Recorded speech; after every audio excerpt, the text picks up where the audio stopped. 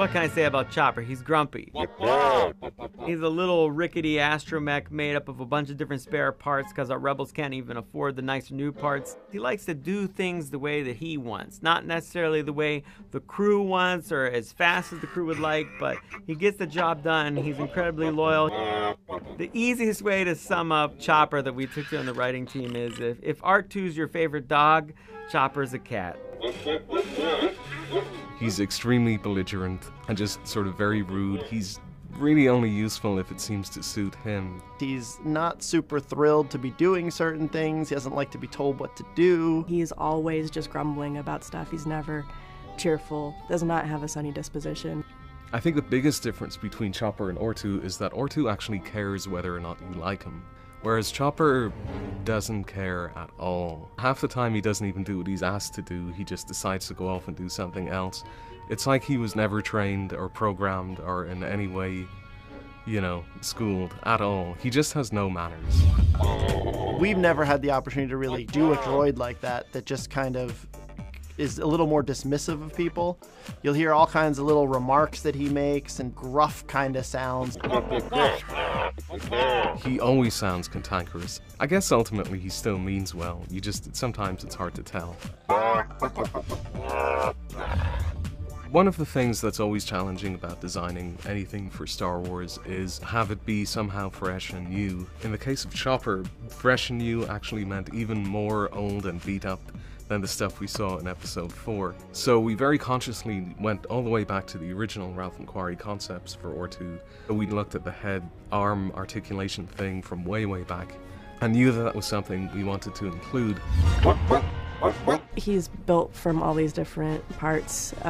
There's not one part of him that is original. That's part of his strength, is that he's so old that he now does things in a way that's almost simpler and more effective than the newfangled ones are.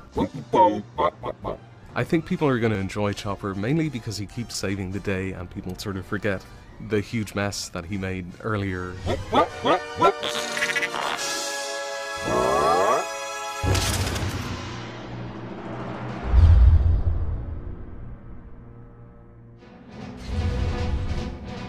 My name's Zeb, you love rat. Zeb, he's his own new alien species, and you could tell just from the size of him. He's the muscle of the group, but he's not just a dumb thug.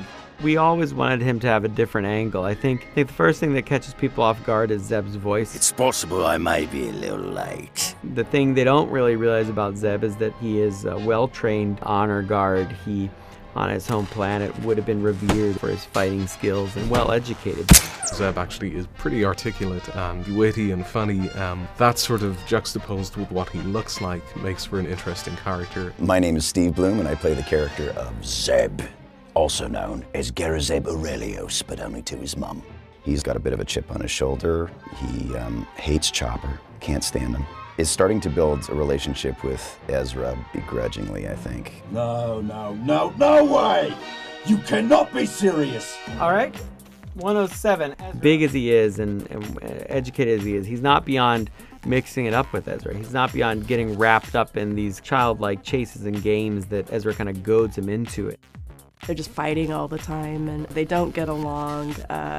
They do work together. They have to work together a lot. Whoa. Kid, get out of the way! But then there's also a really true bond between them. You'll see that as the show kind of evolves, where Ezra starts sort of as the outcast and then he kind of becomes involved in this family, and Zeb sort of plays that big brother role to him.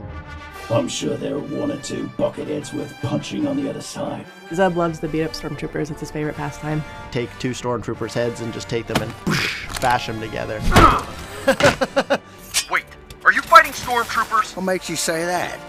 We kind of wanted to have a lot of fun with him because he gets to do a whole lot of action kind of things, and we really get to use him in that way. And you'll see when he's fighting that he gets very physical. He uses his feet and his hands and all kinds of things. He was from a military background, so he is going to have military style moves and things. So similar to martial arts kind of stuff, he'll be probably the one who does that kind of stuff the most. I kind of like that he will take the quickest path or figure something out really quickly to get it done, whether it's use a big weapon or his fist. If someone's trying to pick a lock on a door, he'd be the first one to just kind of walk past you and kick it open.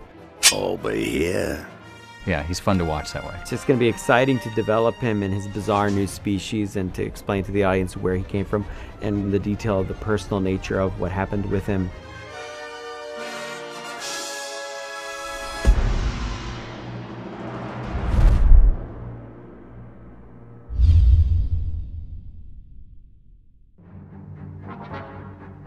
Look, I work alone. Ezra's a kid that's been living on his own. He's a con artist, but he's only 14. He's had a little rough, but he never really feels bad for himself. He's very street smart, he's a pickpocket, he's a little thief, but he's doing it all because he needs to survive. Hey, the kid's gotta eat. He's not a bad kid, it's just what you do in this time. He's not wealthy enough to be taken care of. He's not wealthy enough to get off the planet. He doesn't really trust anyone. That's kind of his motto in life. Why would I risk my life for a bunch of strangers? People don't do that. He has that kind of hard edge at times, but he knows how to turn on the charm when it comes to getting what he wants, and he's just very charismatic. Like, I feel like people want to be his friend. Well, every little bit helps. He's been outrunning stormtroopers and fighting against the Empire his whole life. But he's not a rebel. That's not really what he's about yet. If he can steal from the Empire in small ways, great. He doesn't mind sticking it to them at all. In fact, he likes doing that. He always wants to get his hands on some of their tech, take it apart, mess with it. He's always stealing their helmets, because what kid wouldn't? Ezra is I just have a soft spot for him because he is the first character we came up with for the show. I'm always rooting for him. We see this whole series very much through Ezra's eyes. As his eyes get open to what the Empire's capable of, his eyes are open to the fact that there are people who care, who are trying to fight the good fight, and he becomes one of them. When he meets Kanan and the crew of the Ghost, it's kind of this opportunity to have a family, so it's a great choice that he makes to go along with them. To survive instinctively, every now and then when he's in a jam, he uses the Force. Now, he doesn't call it that. He doesn't know that's what he's doing. He thinks he's got some abilities that are a little strange every now and then, but they help him out. It's instinctive. It's reactionary. And in Kanan, he also finds someone who can mentor him in a way. They get thrown into that scenario without really realizing that they are being thrown into it. They need each other. Ezra will never become a Jedi without Kanan, and Kanan will never reclaim his status and become a Jedi Knight without Ezra. You doing okay, kid? You kidding? This is a blast!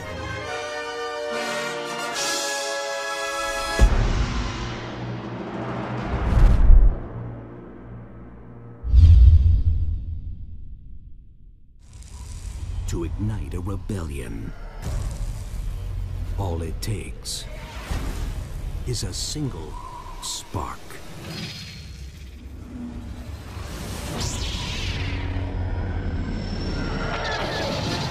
This fall,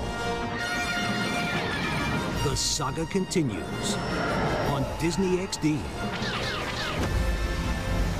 Star Wars Rebels, this fall on Disney XD. Get back up there and fix the shields. Well, Kanan, I like to call Kanan the cowboy Jedi.